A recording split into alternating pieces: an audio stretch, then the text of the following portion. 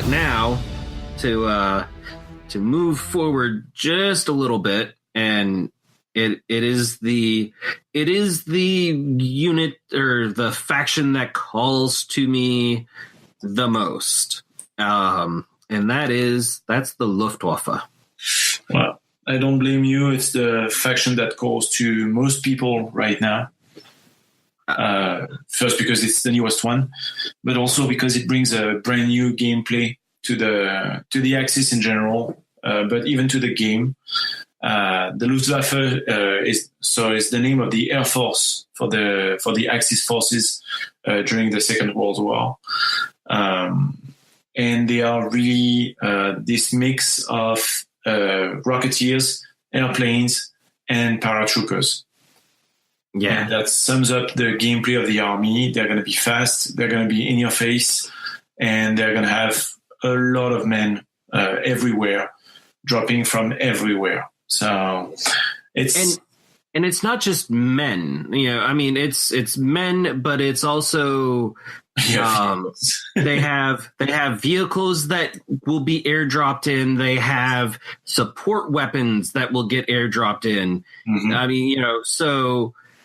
It's and then they even get a gorilla that flies. Yes, in his Armor 3, and he's your favorite, I know.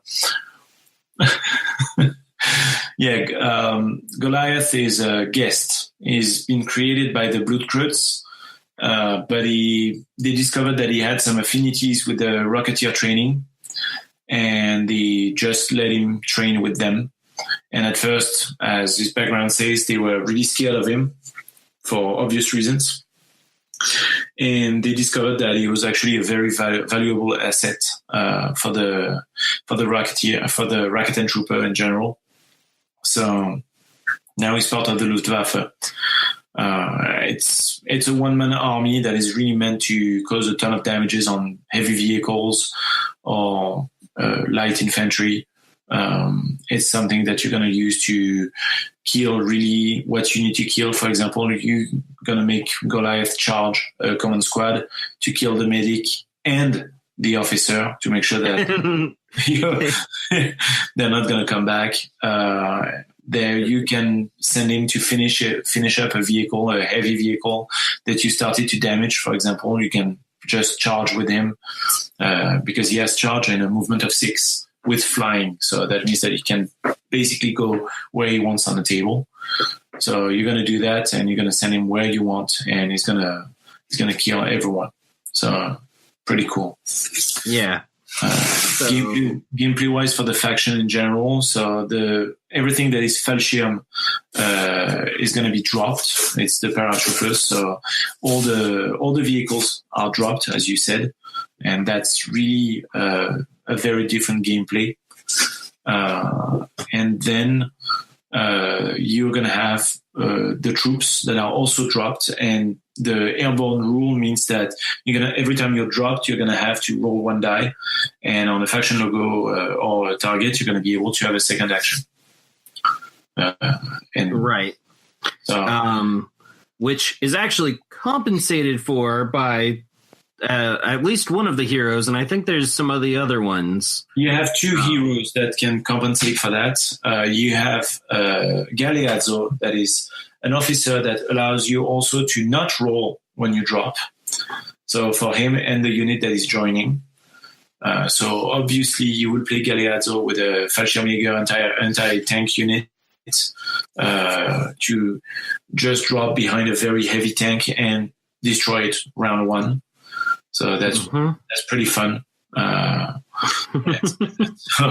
that gives some security, to your game. And then the second one is going to be Rolf. Rolf, because he has infantry ace, which means that he can have a third action on a good roll. So even if he doesn't have a second action, he can have a third one, which is kind of fun. He has basically 2 chances to get a second action during the first round when he drops, and then on the subsequent rounds, he will have a third action. And this guy is a one-man army. He's 12 points. He's crazy expensive. He moves fast. He has infantry ace. He has a rocket launcher without limited ammo weapon. And he has an assault rifle. So this guy really is going to attack everywhere, all the time, everything. It's fantastic. It's really fantastic. So same thing, putting Rolf in an anti-tank or an anti-aircraft unit will allow you to really do what you want on anything. Let's not forget, if I'm not mistaken, that the rocket launchers are also good against aircraft.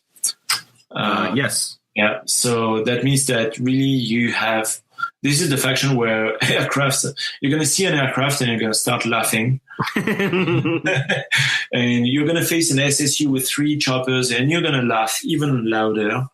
So it's really comfortable to be able to tell one guy in front of you, I have anti-aircraft options in everything in my army.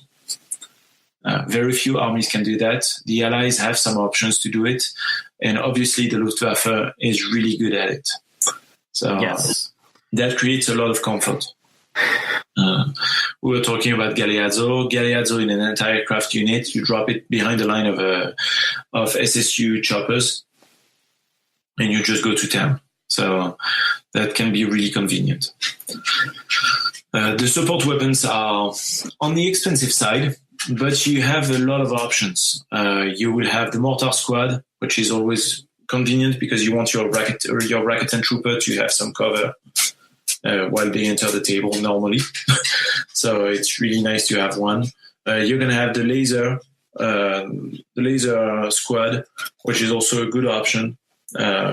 So obviously a laser, but my preference when it comes to laser goes to the RSO laser cannon because we will see later, but it's just a very, very good unit for very cheap. And then you have the anti-tank and the rocket launcher squads, which are as described. One of them is the anti-tank. The other one is really more for anti-infantry or light vehicles. They are a little cheaper. They are not really resilient, but they do their job. So you're going to drop them in the forest. They're going to get cover, and then you're going to start shooting at something. It's really good. It's really a fun way to drop support weapons where you need them. One of the gameplay traps of the Fallschirmjägers is that people have a tendency to play them super aggressively. They think that they can compensate for 2 rounds of movement, for example, by dropping on the opponent's side. And that's how you're going to lose them super fast because they're also really fragile. They're armor 1 infantry.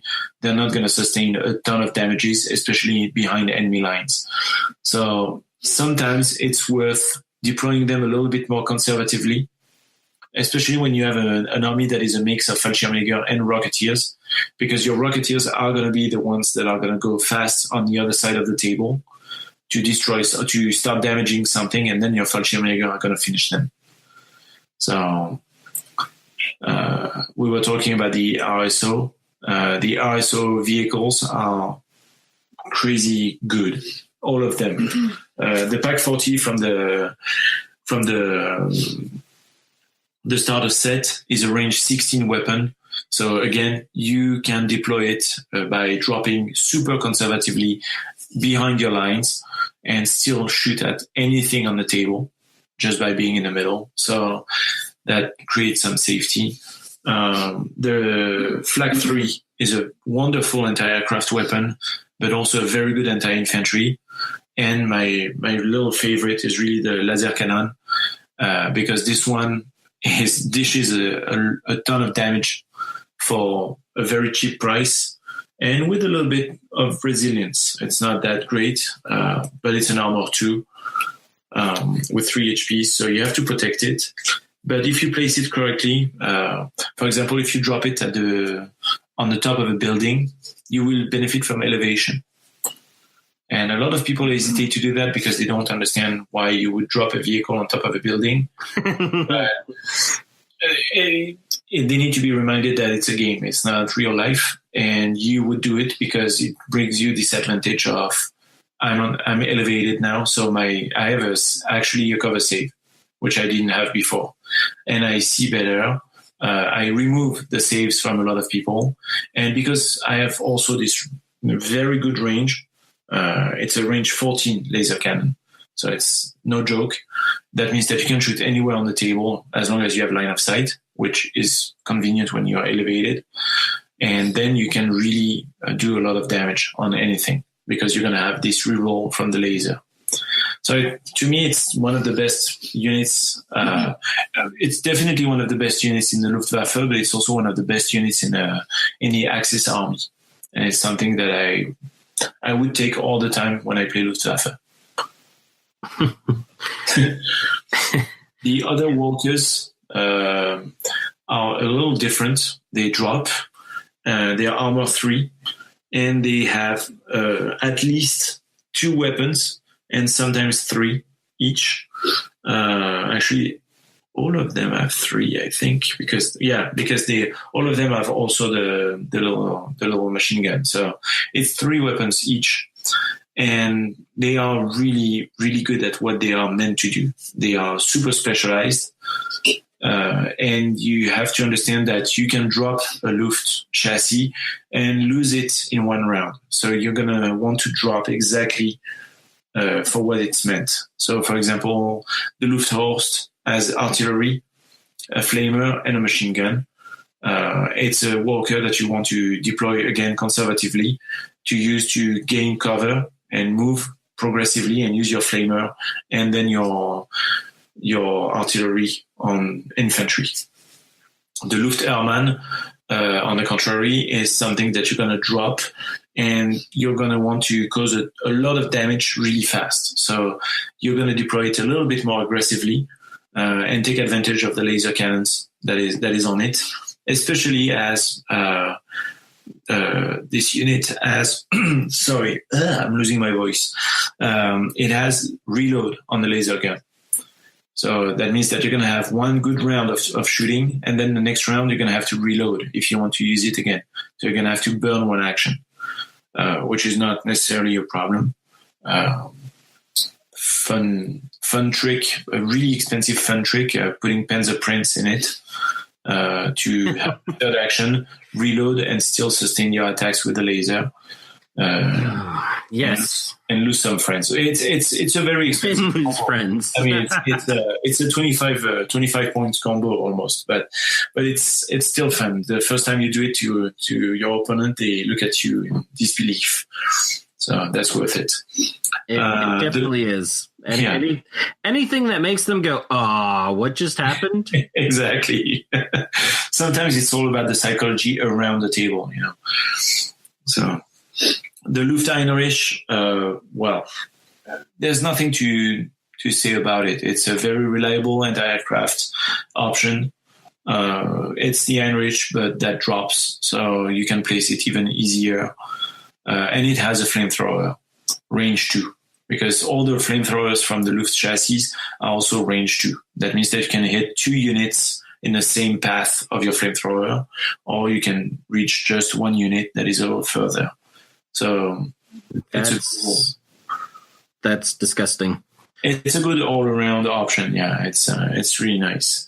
And then the Lufthansa, which is my favorite of the Luft vehicles, because a ton of damage on everything.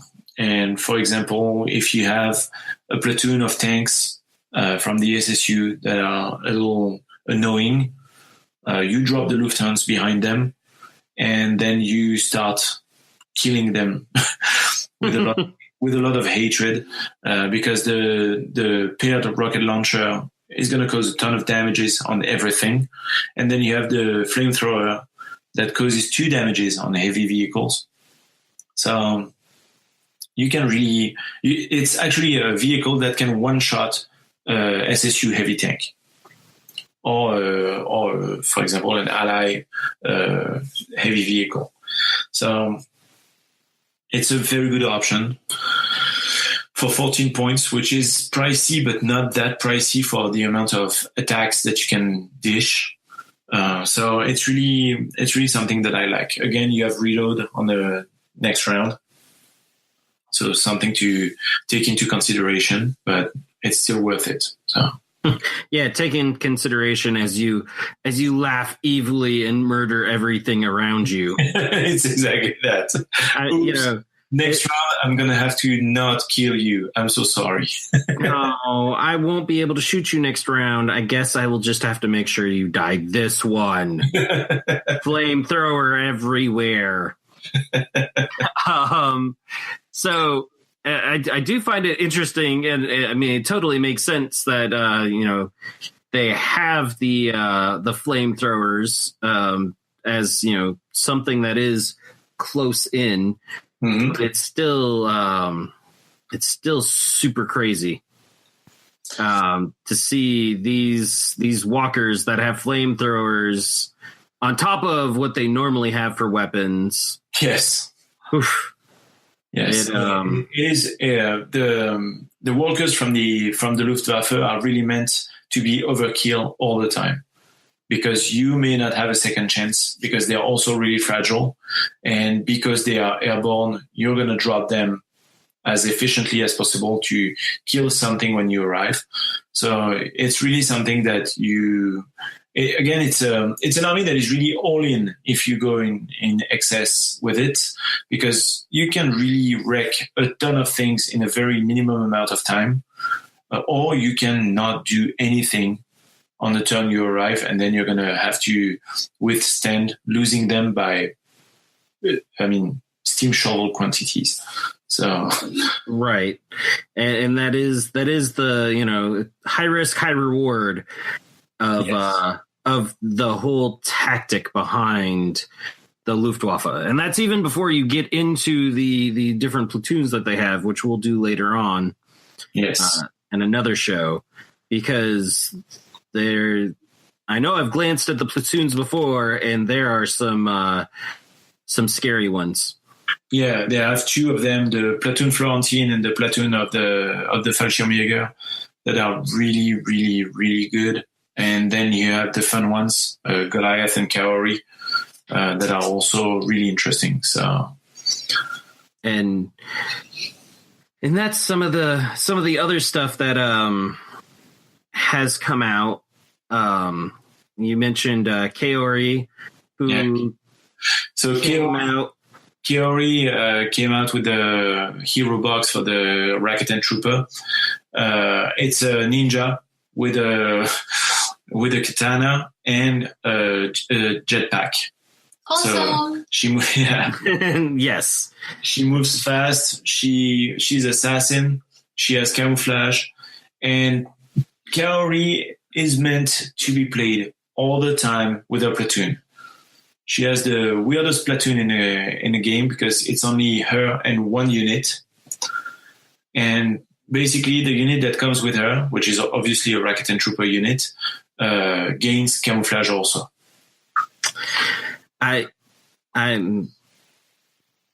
They fly. Yes. Flying in the air, do they carry around little blue overcoats that they throw over and go, "Look, I'm the sky"? That's exactly that. They are dressed as little clouds. It's only the middle of the desert. I'm just a friendly little cloud surfing through the sky. It's okay. Most of the time, the enemies think they are just chemtrails. So nice. All right. So really, the Kaori is really again, it's good against infantry. And she's meant to be the assassin that she is. So you're going to put her in melee against something that you really want to get rid of, an officer, a medic, something like that. And you're just going to punch through them with the expert katana and make sure that they stay dead. And then the unit that goes with her is going to take care of something else. I would put Kaori for example, with a battle squad to really have this reinforcement of the anti-infantry feel of the army, or an entire craft for the same reasons. So that makes it really, that the camouflage is really a very good defensive ability. You just have to use it once, and then you just move and no one can shoot at you further than range 2. And that really helps you because range 2 means that basically you're gonna be dead before you can attack. So right. And then on top of that, I mean, with camouflage, you start the game camouflaged. You can, yes. So they come onto the board and they're already hiding. You can't even shoot them when they come on, flying in their little cloud suits. It's exactly that. So you know what? I need Gregiore, and I'm gonna paint her as a cloud. I love that. I want to see that. I'm gonna paint her blue, and then I'm just gonna glue a bunch of cotton balls to her. I double dare you. I am just a little cloud. Don't mind me. Yes, like poo. So then you have to dress up Kurt as Christopher Robin. Below. Tut tut, it looks like rain.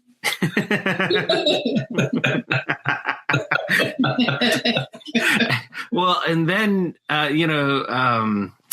oh man, have to make Goliath into Tigger. No, that's the plot thickens.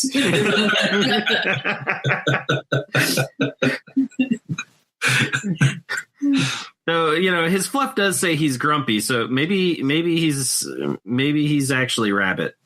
Mm. But I don't know. A flying monkey that can pounce on you, that sounds a lot like a Tigger. Yeah, I agree.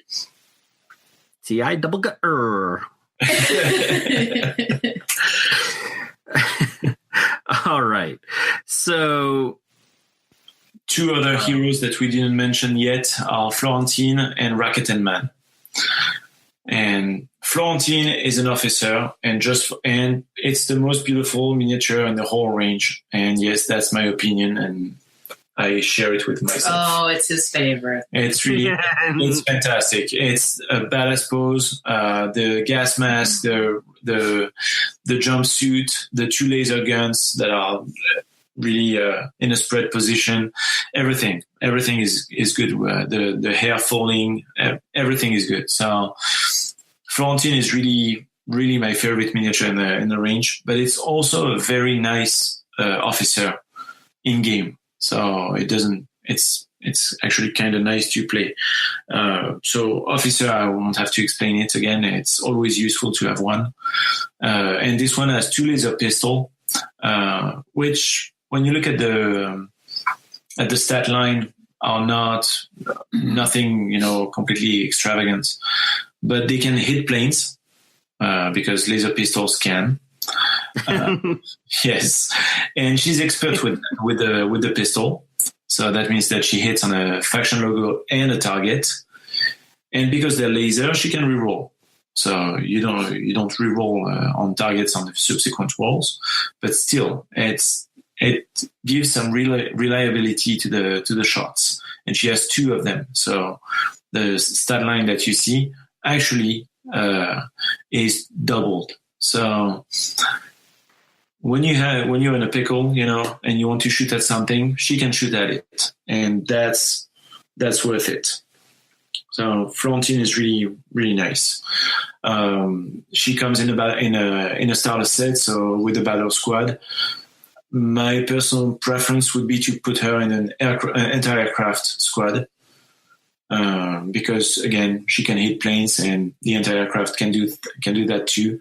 So you can really have a very valuable threat against planes like that. Another option is to play her by herself. I like to do that when I play her platoon, but that makes me talk about something else. So I will talk about it when we talk about the planes of the Luftwaffe. All right. And so then, we've got Rakuten Man. Rakuten Man is the angry, dark Sith version of Rocketeer. He flies. The miniature is magnificent. He has these triple laser assault laser that some people called the first time we showed the picture like a cheese whiz cannon, which is completely okay with me also. Flying, camouflage, and move and fire. He's a little bit on the expensive side, but he has 5 HPs with an armor 1, move 3. So move and fire, and I should say actually move 6 because move and fire. So it's a hero that is not expert on his weapon or anything, but with a combination of laser and move and fire, he can really move really fast and shoot something, and count on the rerolls to increase the damage output of his weapon. So even something that seems a little bit out of range is actually always in range with the Rakuten Man. So yeah, definitely. It's one of these solos that you play either by himself or with a unit that is always going to be able to do something. Fun fact again, the triple laser is also anti-aircraft. So, oh, nice. Yeah. So he can shoot at anything efficiently. And that makes it pretty valuable, apart from the fact that he's magnificent. So, yeah, I would play it like a solo, probably more often than in a unit, and just go to really pinpoint and kill what I need to be killed without having to spend some points on an assassin or this kind of things. So, I mean, he darn near is with that triple laser cannon and camouflage and definitely going to be able to get in there and move to threaten something pretty quickly, because that triple assault laser is also range 6, so yes, it can definitely reach out and touch somebody. Yeah, with the camouflage and the range 6 of your laser, it's really a hero that you don't have to commit before you attack. You can really keep him in a safe place, and then the turn you attack, you can really move, attack, and do that properly. And if you just want to move normally and then sustain your attack, your laser becomes even more efficient, and it makes it really. You never waste your points with a Rakuten Man. He's expensive, but he's really worth it. I'm not sure I even find him expensive unless there's a typo in the app. No, he is. He is. 9 points is not. It's not super expensive, but it's expensive.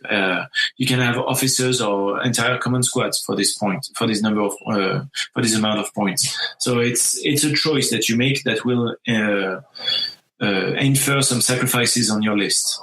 But it's this example of one-man army that can really do what you need him to do, and what the rest of the army is not able to do necessarily as good. So, and I guess one of the point that I have where I go, he's not that expensive, because as you've said a couple times throughout the series, Dust is very much all about the heroes. So yes, when you have a hero this powerful and he has the potential of just wasting anything he hits, it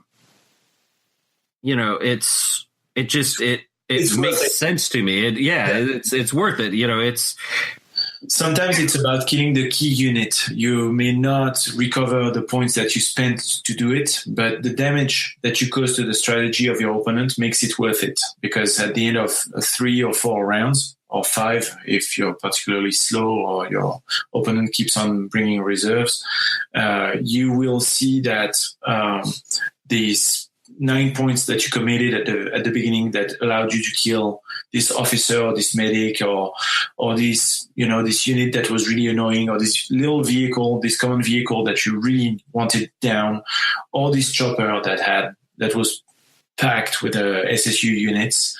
It's something that you're going to appreciate to have killed really early in the game, even though you didn't make your points back, because at the end of the game, you realize that it really changed the whole configuration of the game and allowed you to have an advantage really early. So yeah, it's definitely something that needs to be taken into consideration. Yeah. So then the last option of the Luftwaffe are the planes. And when it comes to planes, you have two choices for the Luftwaffe. You have the Bloody Blitz with the Bloody Baron. So the Bloody Blitz is a blitz. It has the same price. It's just that it's a blitz that can be piloted only by the Bloody Baron, which is not really a problem. It's a anti-ground unit. You have lasers and quad cannons. They are all meant to shoot at stuff that is on the ground. It has a lot of damage output. The laser can really, really roll a lot of dice really fast. Again, it's the typical plane, so kind of resilient. This one is on the expensive side, but super speed. Two weapons that really roll a lot of dice all the time. So it's always a good choice. The Bloody Blitz is never something that you regret. Putting the Bloody Baron in it with the Ace Pilot allows you to really make your laser reliable. Again, it's all about reliability here. So it's interesting, but my favorite plane, and that's probably the best plane in the game right now, is the XA. And the XA is, how can I say that? It's bananas. So it's super expensive. It's 18 points, but it's a plane that has two weapons. One is the typical quad cannon to shoot at everything, and then the gliding bomb. The gliding bomb is a one-shot, is a limited ammo weapon, range 6, which for a plane is unheard of. Usually the maximum range is 3. This one has 6, and it's 2 scatters on everything. So 2 blasts on everything. So on infantry, it's going to wreck units by the handful, and on vehicles, it's going to do this. It's going to do twice the amount of damage if you're a little lucky on the dice. Not only that, but because it's a large ordnance, it's also hitting like an artillery, which means that you can aim at 1 square and hit 4 of them. Oh, yeah. Oh man! And that means that you roll against everything in the 4 squares. So you roll 2 blasts every time. So that's a lot of potential. Again, it's a fast plane, a little less fast than the small ones, but still speed 10, range 6. You can reach anything on the table. However, okay, so it's really, really, really good. Putting the Bloody Baron in it makes it fun, but it's not completely necessary, because the radar is an ability that already tells you that you can reroll your attacks or sustain attacks. Yeah. I was just looking at that because I hadn't seen that before. Yeah. And so putting the Bloody Baron in it would allow you to actually march move and then attack, which means that you would have an improved evade save and then still reroll your attacks. Yeah, that's dirty. And now to really make it really evil and really make your opponent want to surrender, imagine that in Florentine's platoon. The platoon that says any Luftwaffe unit that has a limited ammo weapon can use a reload action as if they had an officer in their unit. Oh. And suddenly you have a gliding bomb that becomes unlimited. Oh, man. No. All right. And again, you use the Bloody Baron with it. And suddenly you have your third action. This third action is reload. And then you throw away your gliding bomb and you reroll the attacks because you have radar. You don't even need to sustain. So it's the best plane in the game right now. It's fantastic. It's really, again, it's 18 points, so you're going to lose it as fast as the other planes. So you need to understand that sometimes it will do one big round of damages and then boom, that happens. But this big round of damage is really a very big round of damage between the gliding bomb and the quad autocannons. Even if you just kill this stupid common vehicle that was in the back, or this command unit that was hiding in a building, that is worth it. So this is really my big favorite right now when I play Axis. I always have a Hexe, and I don't hesitate to take Florentine's battle group because of that. I can't say I fault that thinking at all. Yeah. You're actually showing a plane that is not released yet, but that's going to be released soon, the Geist. The Geist is like the Hexe, so radar, but instead of the gliding bomb, he has another autocannon on a turret. Really turret? Yeah, really anti-infantry, but that can shoot at anything in range 2 around it. So you can multiply the targets without having to break your brain trying to figure out how to place your plane. So a little bit more freedom when it comes to your placement. It's a plane that is really forgiving because, again, ton of dice with radar. So you're going to be able to do really what you want. The same tricks with the Bloody Baron apply. So if you put Bloody Baron in it, you march move and then you attack and you have your improved evade save. 1 point more expensive because the damage output is insanely good, like really insanely good. And the turret really brings you some freedom. And also because with the Geist, you can shoot 2 choppers per round. Just for fun, because 5 dice against the choppers that already exist, 5 dice on each weapon, so that's 10 dice total, causing 2 damages each, and you reroll your attacks. Yeah, you can aim at two choppers and just watch them fall and burn. So yeah, the Luftwaffe really has the supremacy in the air. Right now, it's really something that is really interesting, really fun to play, and as you really perfectly said, it's a high risk, high reward. So with the Geist and the radar, or more specifically, actually, the sustained attack, because sustained means I get to reroll what I missed to begin with. So if I'm using radar as well, I get to reroll my rerolls? Yes, sir. Holy goodness. Yeah. It's overkill at that point. Actually, literally, because everything is already dead. Yes, but yeah, that's the spirit of it. So, but really, radar is really an ability that is awesome to not have to have this third action that you would need to do a move and sustain attack. You have it through radar. So it's really, and because it doesn't transform your attack and sustain attack, it just helps you reroll. You can do it all the time.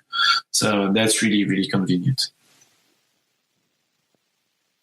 It's it's a sustain attack, but better. Yeah. All right. So maybe you said this, maybe I didn't see it, but here where it has radar, it says against an aircraft with it. Yes. So is it only just against aircraft? Yes. Okay. Phew. Okay. So it's not quite as terrible. Yeah. as I was imagining till I looked at it, and that's why I wanted to clarify, because I thought that was ground targets, that was everything, and I was just like, oh my goodness, you know what? They're 20 points, or should be 20 points, because that is just. Now, if it was against everything, they should be 35. But the thing is that's the reason why you put Bloody Baron in it, because you still need this third action from time to time to shoot at something. I was mentioning the Hexe with the bomb. it's typically something that you want to do with the Bloody Baron and the third action. So yes, you definitely would want somebody that can definitely help you do all those things. Yes. So very expensive combo. Again, every combo in the game are expensive, so it's always a commitment. It's always something that you have to think about thoroughly before spending it. But it's a very good combo in my opinion. So yeah. Yeah, definitely very good combos there. Mm-hmm. Because the Bloody Baron, I mean, he's decently priced on his own, but he brings that whole air ace pilot that definitely brings a lot of change to a game and situations. Yep. Definitely one of those things that kind of terrifies you when you see it, coming at you. Yeah, it's, as I said, planes in this game are important, and Axis planes are really, really good. So not taking one would be a shame. So I have a new house rule. Anyone who wants to play a plane piloted by the Bloody Baron, at least its wings need to be red. They're not allowed to use it unless it is. Yeah, it's a nice rule. Yep. So everyone listening to this, has to be red. It has to be the right color red, and I'm not going to tell you what color that is, so that I can always tell you now. So bring it out, try it out, and I'll tell you no, and then you can go and try a different color. And there's a game before the game. Yes, it's will Nick let me use the Bloody Baron this week? No. Just no. Sounds like a great game to me. I like it. Oh, you know what? I can make it even better. The points that you put on the line for taking the Bloody Baron in that plane, you don't get them back. I like that game. That's a perfect game. All right. So, I mean, this didn't help my infatuation with the Luftwaffe already. And it's really complicated to resist the absolute badassery of Rocketeers, paratroopers, fantastic planes, and gorillas in power armor that fly. I mean, you shouldn't fight it. I shouldn't, huh? I feel like you have a personal stake in that encouragement. No.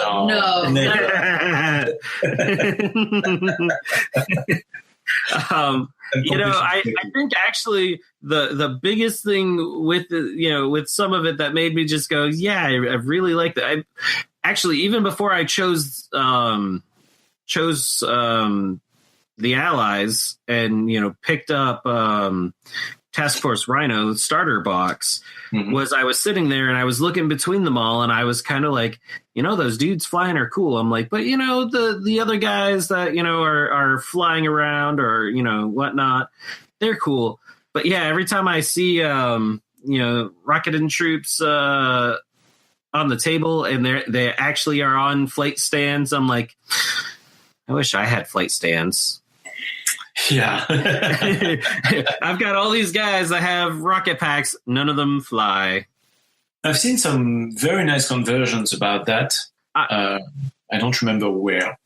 Yeah, but. and I have looked, I've looked and thought about trying to convert some of them, just to make them look like they're flying, or possibly even having just landed, something like that. Yeah. And now I think I've got enough of them that I could do that, because some of it would take actually converting them in, and having them having a pose that lends itself to that. Our youngest kid actually plays Allies. She's really a fan of them, and she plays the Rangers, and she painted them recently. And the first thing that she did, even before painting them, was to put some cotton on the back of the rocket packs to simulate the fact that they were just starting to warm up to to take off. So that's awesome. Yeah. As I sit here applying paint to some of the guys I've had for months. Yes. Play painted. If you play painted, you win. Well, you know what? And actually, for the league, I really am looking at going with just and painting a bunch of my Marines to look like little plastic army men.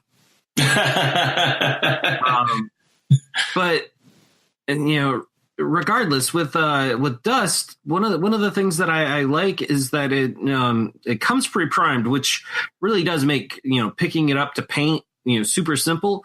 Yeah. At the same time, having them pre-primed, putting them out on the table, they don't actually look bad. They're not some, because they're all different colors and a lot of them usually have some sort of decal on them or they're, something, especially with the Rangers. So, it's easy to throw them on the table. I agree. That's really the purpose of the game as it is sold. But indeed, the factory does a great job in putting this primer. That really makes sense, and they are really easy to cover, and you just have to add like tiny details, like a little bit of flesh, some metal on some weapons, and you're done. I mean, you don't even have to go much further than that because, well, it's the army. They were not meant to be painted in every way possible. Unless you're Jim, of course, and then they are meant to be painted with as many colors as possible. I love his style. Yeah, he has a fantastic army. So. Oh yeah, no, he's definitely having loads and loads of fun with his painting. Yeah. I don't, I'm not a like full on historical guy. It doesn't have to be, totally historical, but I take mine a little bit serious generally. So, I'm like, I love his style. It also bothers me sometimes. His current Marines, it makes me want to stomp him more since they're all in Hawaiian t-shirts and all that. I'm just like, yep, I need to go stomp him because that's just an abomination. It looks good, but it's still an abomination. Yes. But I totally can appreciate and love the creativity. And I know he's listening to this because he does know now that there's the hashtag Beat Jim, which everyone should start using. Just put it, doesn't even matter what you're posting. You could be posting a picture of your dinner. So you don't like his Magnum PI style? Well, you know what? Now that you said that, now they're all going to end up with porn stashes. They didn't have the porn stashes, but now they're all going to have them. That escalates really fast. It did. And no, I totally appreciate, like I said, I totally appreciate that humor. But yeah, at the same time, it's like, but no. I'm a huge fan of colors, so I like very colorful schemes and stuff. So we started a conversation, and he was like, "What should I do?" And I was like, put some colors on it, but I went beyond any expectation. It's pretty. I think he drew inspiration from his child. Probably yes. So that's really an awesome scheme. So Oh no, it definitely is, and I don't want anyone to ever think that I'm not going to play you because of how your army's done. That's nowhere near the truth. I may look at it a little funny, but that. I really like what you're doing. I really like what you're doing right now with your Rangers. People cannot see, but your camo is particularly efficient. So, yeah, for guys who are going to jump through the air and land and all that. Yeah, I really like it.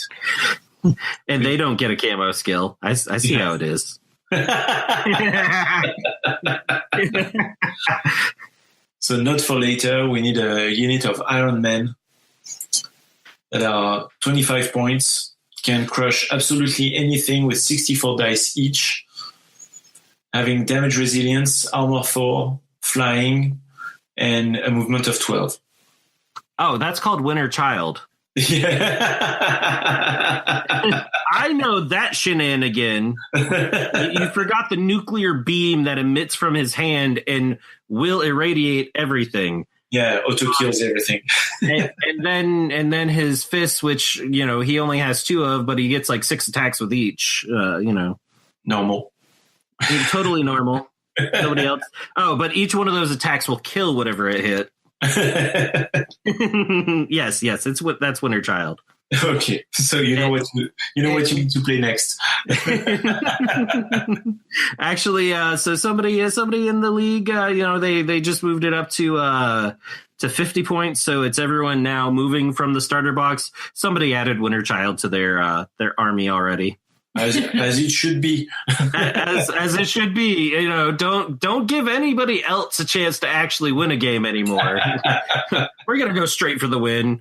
All these other people are like, carefully crafting, and I had all these hard decisions, and the SSU players like Winter Child. Done. Remember, he doesn't like flames at all. Yeah, but that would require anybody to get close enough and live to hit him with them. True. But at least he doesn't have first strike.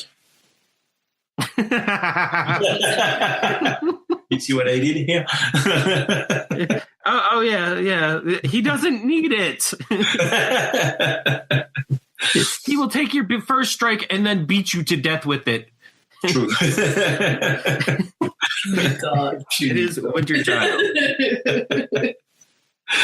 All right. So the last faction for the Axis now is the NDAK, the New Dutch Afrika Corps. The NDAK is how can I describe that? It's the desert version of the Wehrmacht. Which means that it's going to be completely different in gameplay, even though it has the same units.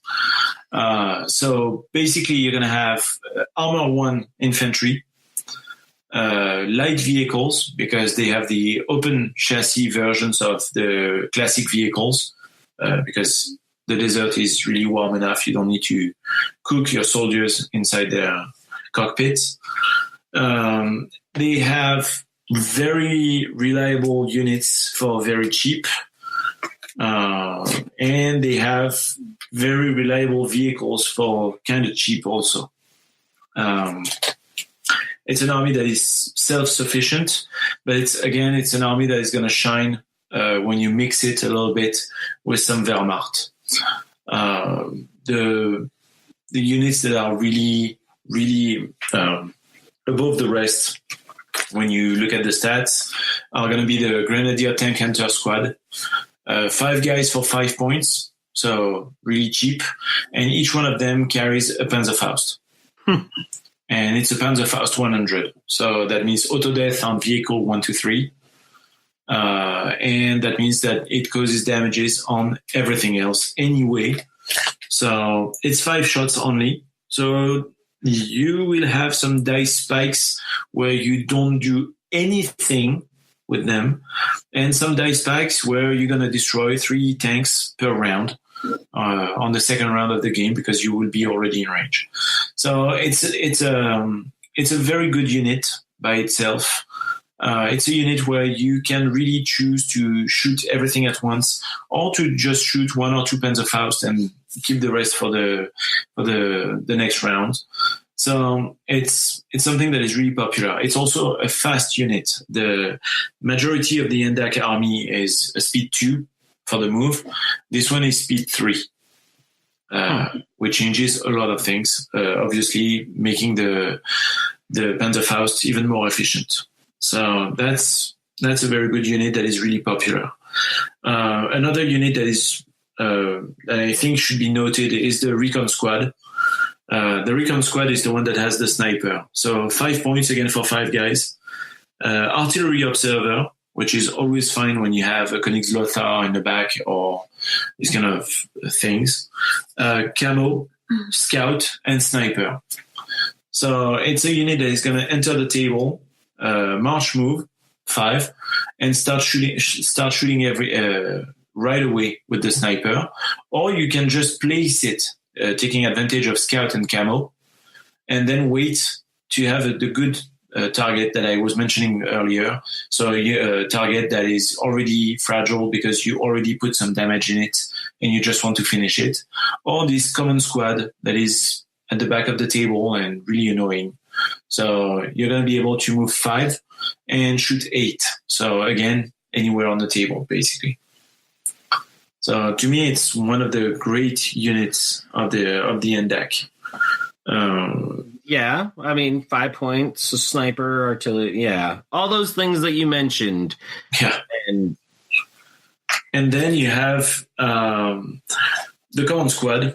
Not because it's exceptional by itself; it's a very classic common squad, but it's a common squad that can benefit from officers that are really efficient, as I said. And for example, Tina and Ian is an officer for 6 points, which is dirt cheap for an officer. And it's an officer that is also a very good combat unit because of the hyena. The beast is actually grapple, savage animal, first strike. So that's really good. And then you have these 2 little abilities that are really fun and flavorful. The first one is execute, which means that you take a soldier range 1 with a stun token, and you can just kill it. So if you manage to stun with grapple, you just choose another of the units and you take it out immediately. And then you have interrogate. So when you use a close combat weapon to eliminate a hero or officer, or when you execute a hero or officer, you roll 4 dice for the initiative at the start of each run for the rest of the game. So it's really fun. It's honestly situational. It's not something that you should count on. But if you face a hero and you manage to kill it in close combat or through execute, then you're going to start having black ops during the rest of the game. So it's pretty cool. And again, for 6 points, it's dirt cheap and it's really efficient. So a good officer like that is really nice. And the common squad also can, for example, go with Rommel, who's a general, and he's also armor 1. So they can go together. And suddenly, because he's general, they're gonna reroll all their rolls all the time. And if you put them in a common vehicle, that becomes insanely stupid. So it's something like you're going to roll 8 dice for each officer action that you want to take. So as long as one of them does a faction logo, you're good. So it makes your command actions really reliable, especially with the platoons. The platoons of the Axis, we will see them in detail later, but a lot of them rely on the get moving your bunch of monkeys action to reactivate your units. So when you have a very reliable general inside a common squad, inside a common vehicle that can have extra actions to reactivate again, that's really doing fun. a lot of shenanigans. And I've seen a lot of people who didn't really understand command squads until I played some of the Axis players. Yeah. Who make a whole lot of use of command squads. First I was like, why do you have so many command squads? And then I was like, I understand why you have so many command squads. Let's kill those. Yes, it's exactly that. And again, that's where the snipers shine, because you really want to get rid of the officer and the medic. So it's really that. The Axis has this feature of fragility, but because you reactivate so much, it really compensates for the fact that you're going to lose 1 unit per round super easily. So it's really something that you have to take into consideration when you face them. You know that you're going to have a solid command chain, and you're going to have to break it as fast as possible. Yes, it's definitely something that you have got to get control of rather quickly. Yeah. When it comes to vehicle, you have the Heinrich, the Hermann, and the Loki. You also have the Loth, which is a repair vehicle. But the Heinrich and Hermann are really classic, and they are part of the starter sets. The Loth is a repair vehicle that is really good in melee because, again, of grapple. So let's remember that you can combo grapple with execute. So you can make some crazy, stupid stuff with that. But the vehicle that I really like is the Loki. The Loki Trop.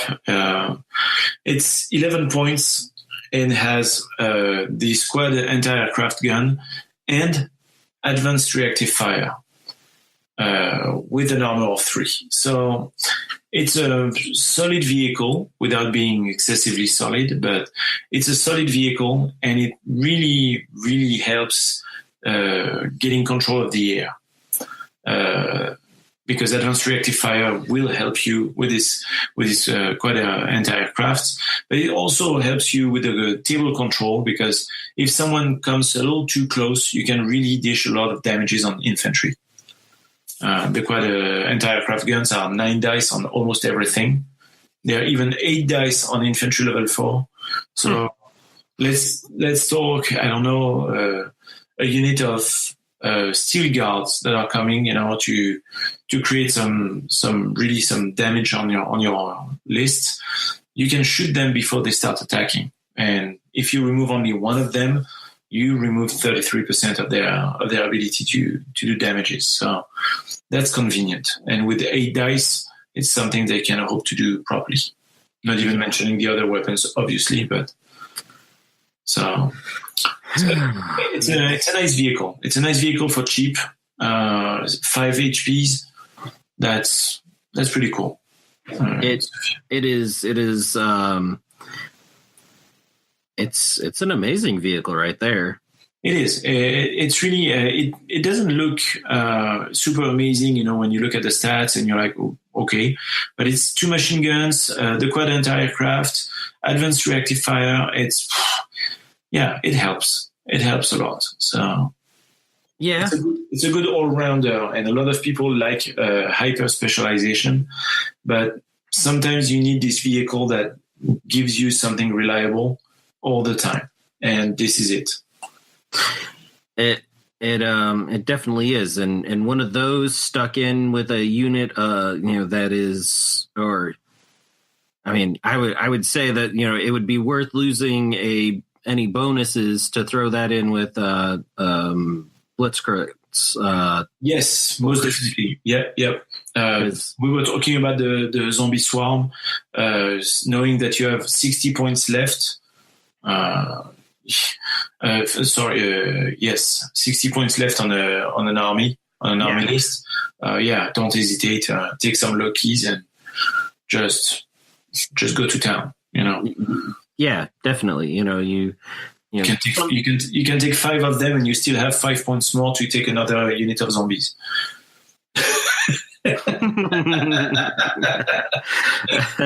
Oh man. Yeah, that's crazy.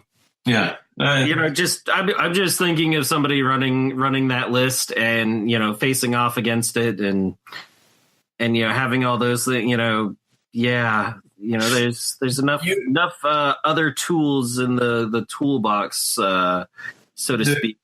Yeah, a list with a lot of repetition like that is a list that's going to make you sweat all the time. And there are solutions. I mean, obviously, you're going to have flamers and stuff like that can really dish a lot of damages. If you have a fireball in front of you with a swarm of zombies, you're gonna have a very, very hard time doing anything good. But still, if you add the fact that you have all these zombies plus the Lokis behind them, you start to be comfortable against absolutely everything as a Blood Crutch player, and that's good. That's really good, and that's worth not taking the faction bonus. So, right. There was one other, Christoph. Christoph. So part of the starter set of the NDAK. This guy does everything well all the time. He's fast, scout, trailblazer, so you cannot stop him. He can go through enemy units to move. He's gonna move super fast on the first round because his march move is 5, which is really fast. And then he has a flamethrower, with which he's an expert, and a Panzerfaust 100, with which he's an expert. So you have a tank, you're going to kill it. You have some infantry, you're going to kill them. You have a tank and an infantry, you're going to kill them both. It doesn't matter. Christoph will do it properly.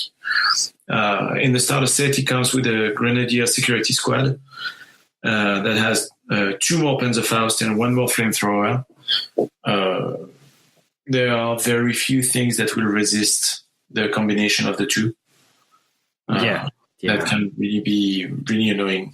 And again, as a hero, his Panzerfaust is unlimited ammo, so you can shoot every round your Panzerfaust 100. That hurts. Yeah, 9 points.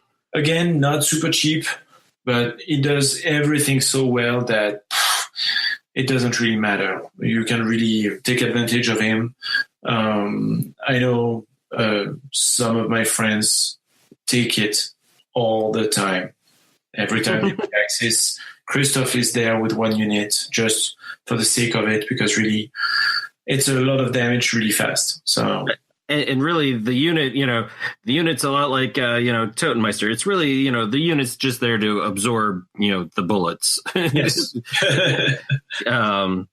Because, I'm sitting here looking at him and thinking about, just taking like the starter box, and, he strikes me as one of those ones that, straight out of the box, you actually could leave him separate from the unit, which isn't really common. You usually need to put the hero because you just kind of need to have the hero embedded with the unit.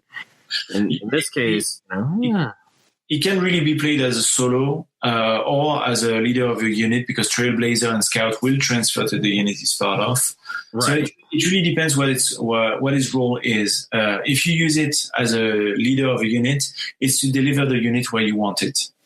So you can, for example, take the infamous tank hunters, give them Scout, and suddenly they're going to move 5, then shoot you with their Panzerfaust. That's scary. That's just hurting your opponent's feelings. Yes, yeah. It's not about the victory anymore. It's about making them cry. But or you can play Christoph by himself, relying on the fact that he's expert with all his weapons, and just go and snipe. Even though it's an abuse of the term, snipe the units that are really bothering you. So these guys that are hiding behind a cover, boom, flame. This very heavy tank that has 2 HPs left because you already threw everything that you had at him. Boom, you're gonna finish it. That's really the spirit of it. So, and he does it really well. So yeah. Oh, goodness. It's all about the options. With the NDAK, you have options everywhere. You have a few references, but you always have options to do what you want. And in reality, the NDAK is actually, the smallest of any of the Axis factions. Yes, it is. For the moment, yes. Yet it's still got a huge amount of diversity, and you can easily, if you wanted to maintain faction bonus, easily take stuff straight from the block to maintain your faction bonus and everything to flesh something out. Yeah. And that's an extremely, powerful ability.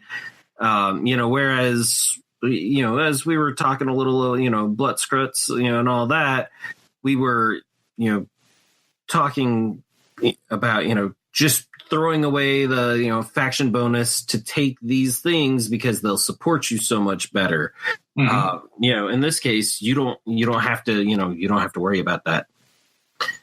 No, definitely. The NDAK is well-rounded all the time against everything, and you always have options, and that really defines the army the best. It's an army that is really popular right now in tournament. A lot of people play it as a swarm, so a lot of infantry, a few vehicles for support, and it's really efficient because, again, ton of damages, good movement, this kind of things. So it's a very well-rounded army with a lot of fun. My opinion is that right now the Christoph battle group, the Christoph starter set, for example, is probably the most efficient in the game. Once you know how to play it, it's really between the Hermann with his laser cannons, the Christoph and the unit of security squad, you really have everything you need to really dish a lot of damage really fast. The games are going to be short, whatever happens. So. Right. And I can see what you're saying, and we'll get into it a little bit more later. But that PLA starter, I don't know. Yes, true. PLA has some scary features. Yeah. and yeah, we'll definitely talk about that a little bit more, and I'll recall this when we compare them, because the PLA worked their way into my little allied heart as well. Yeah, the PLA, not only the starter set, but the whole army is really something scary. It has options of gameplay that are really, really different, and that's going to be really interesting to see that. Yes, it'll be amazing. So back to finishing up here with the Axis. They a lot of it has synergy straight from, and some of it just comes straight from volume. The Wehrmacht have just so much stuff that it can flesh out anything that any of the other factions have missing. But honestly, other than the anti-air for the mad scientists, most of them are pretty well self-contained and pretty scary, and just seem in a lot of ways like they would be fun. The biggest takeaway I have for any of this, and that I've seen play out and all that, is the fact that vehicles are squishy. Yes, the whole army is squishy, all of it, because it's really the point of the whole army. You have a swarm, but also it's a squishy swarm, and you have a lot of weapons, but they are really squishy also. So it's really one of the main features of the army. It's meant to be squishy. It's not an army of resilience. It's not an army of grind. It comes, it strikes, it leaves, and it's really the whole spirit of the army. So it's the Blitzkrieg, but applied to tabletop game. So. And there's especially when you touch on the Bloodskruts, it has stuff that help reduce that squishiness. You have some saves, so either the zombie save, the damage resilience, or these kind of things. But in the end, even despite that, you still have squishy squishy units because it's an armor 2 damage resilience for the gorillas, not even an armor 3. Oh, yeah. The heavy grenadier are going to be armor 3 damage resilient, but they are only 3 per unit. And really, they're going to fly fast. And every time you lose one, you lose a huge amount of dice to create some damage. So the squishiness is still there. They have, of course, that's the purpose of every army in a war, to become more and more efficient at everything. But you still have this general impression of fragility. It's really that. It's your vehicles are good, but none of them are super tough, and you're going to lose them, and you need to understand that, even though they're expensive, because, again, Sturmkönig, 25 points, fantastic anti-aircraft unit. That is absolutely no joke against infantry or vehicles, but it's an armor 6, and you will lose it. It's guaranteed. So, and you have very little ways to protect it. For example, their heavy vehicles don't have smoke launchers. Yeah, smoke launchers seem to be missing from a lot of vehicles. Yeah, yes and no. It's something that, for example, the SSU uses and abuses of it Yes. on their KV vehicles. When you look at the Allies, only their heavy vehicles have it. So either the large or huge vehicles, but the Axis don't. That's the reason why Auto, for example, is really popular in the army, because it's a good way to have a smoke launcher where you need it. That's also an army where you will see mortar squads because they want to be able to advance under the cover of the smoke.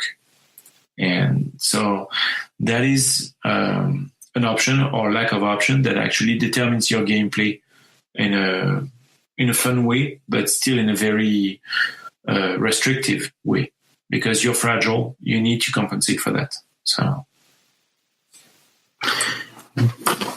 yeah. Yeah, I still like the Luftwaffe. Yeah, I don't blame you. It's a very different gameplay inside the Axis, and it's a fun army to play. You can really hyper specialize, or you can go or do a mix, of Rocket and Trooper and Fallschirmjäger. Everything works. You can do some lists with a lot of spam of infantry. You can do some lists with a lot of vehicles. There are really a lot of options that are all fun and always able to do something. You will have more or less difficulties to do it, but you're never completely armless in front of an enemy with this faction. Yeah. All right. Well, any other closing remarks about the Axis overall?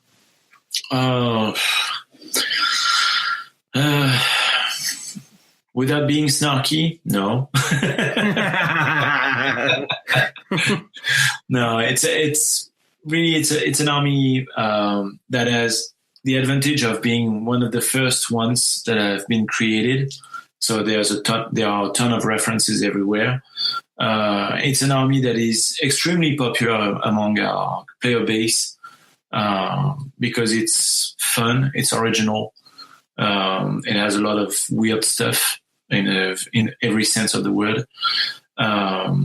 So it's really an army that you will never get bored with because it has all the gameplay options that you want, and that makes it really popular for that. It's an army also that's going to play a very important role in our background in the months and years to come, because it's already important in the background right now, because let's not forget that they're supposed to be the good guys now. Because actually they are waging war with everyone because they want to warn them that the Vril are coming back to destroy everyone. No. Yeah. No. But no one believes them for whatever reason. Yeah, I mean, there could be a lot of reasons. Yeah, mainly because not so many people speak German. So, and when you yell something in German, it just sounds very angry and scary. But yeah, it's a fun army to play, and laser is a very fun weapon to have in an army.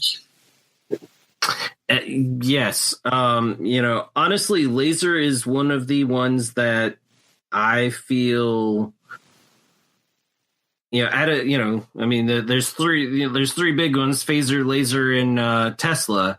Yeah. And laser is the one that, well, you roll a lot of dice and it's really scary because you know that any of those that are hits are being re-rolled.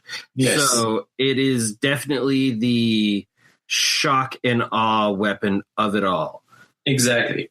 It's all about the movie, movie explosion effect. It's wow.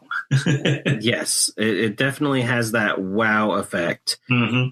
And is just, it's terrifying. But yeah, that's pretty much all on the Axis. We will go over the platoons later and probably a few very important units or this kind of things, or combos. Definitely. All right. Well, that'll be the end of this episode. So I want to thank everyone for listening. I want to thank Greg and Alicia for taking the time out to bring this to us. I know it's at the end of our days. We're, right now, yeah, we've been going a long time. Yeah, almost 2 hours. So, but it's fun, and there is so much to cover, and we're gonna cover a whole lot more coming up. So the next episode you hear from us, it's going to be the SSU to finish out the overview of things, and then we will move into talking about all the various platoons you can have. And a little bit more about all the shenanigans that everything brings. So, thank you, Greg. Thank you, Alicia. Thank you for having us. It's our pleasure. And we will talk to you all next week.